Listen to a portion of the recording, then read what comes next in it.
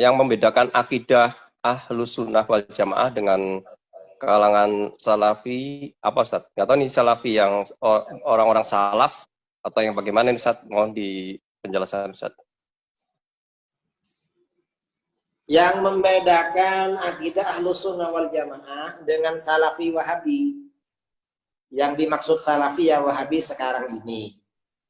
Karena orang Wahabi itu sebenarnya awalnya mereka namanya Wahabi. Dan para ulama periode awal Wahabi senang dengan nama Wahabi. Bangga dengan nama Wahabi.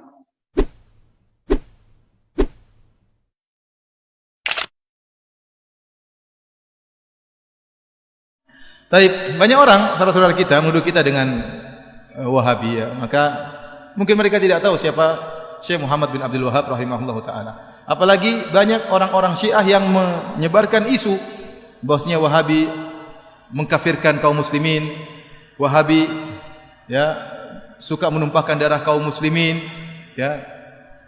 Dan macam-macam tuduhan. Wahabi mengharamkan ziarah kubur, Wahabi mengharamkan salawat kepada Nabi sallallahu alaihi wasallam, tuduhan yang dihembuskan.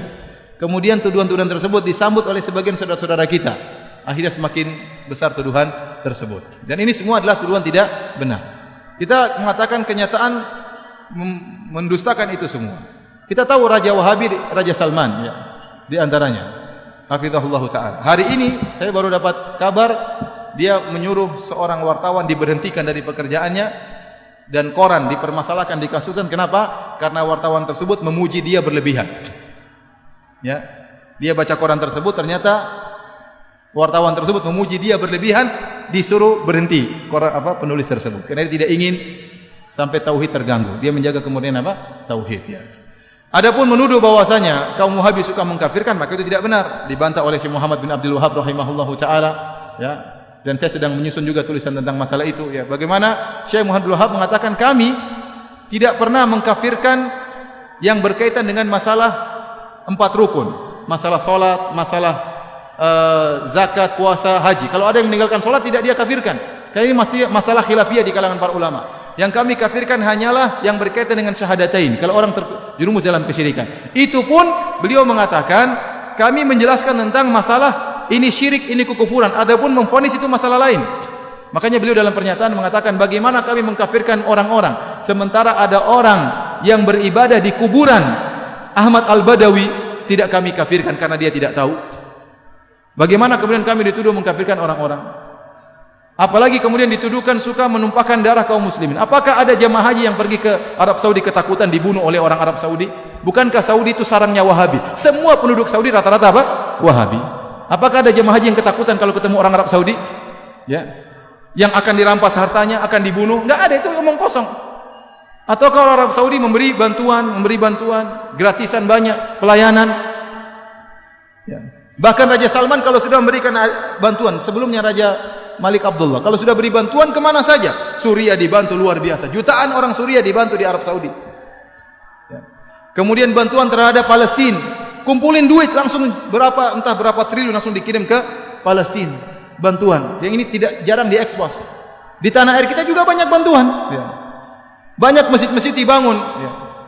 Sering yang membangun masjid tidak tanya-tanya apakah masjidnya itu orangnya tahlilan atau tidak ada pertanyaan, pokoknya butuh masjid bangun. Betapa banyak orang bangun masjid, tidak ditanya mauludan atau tahlilan, tidak, bangun masjid. Betapa banyak pondok-pondok dibantu ya. Ya. Kemudian juga ya Suriah, Yaman dibantu. Secara madhab kalau kita bicara akidah ada perbedaan ya.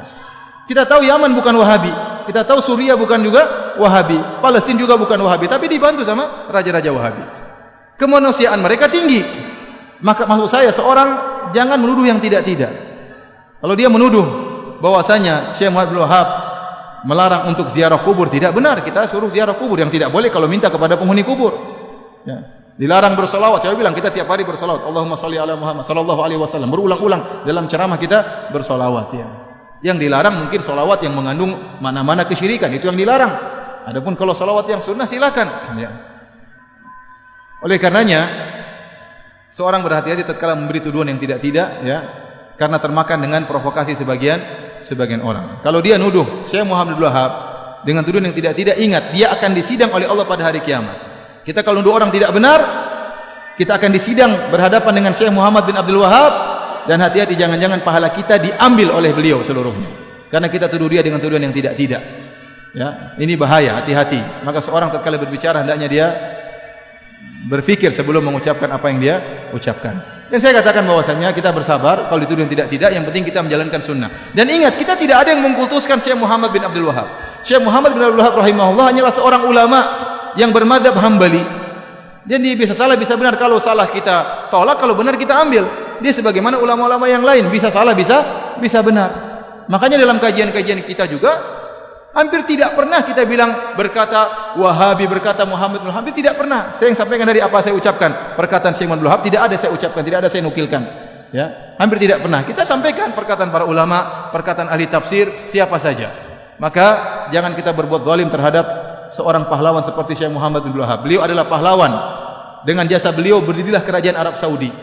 Dengan jasa beliau berdirilah kerajaan Arab Saudi. Yang sekarang kita bisa merasakan kenikmatan adanya kerajaan Arab Saudi. Ya.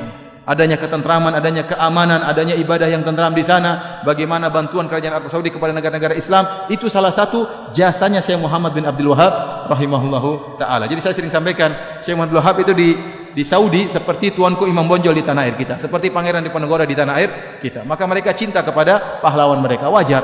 Kalau mereka cinta, mereka pelajari buku-bukunya, tapi mereka tidak fanatik. Kalau salah dibilang salah. Wallahu a'lam bishawab.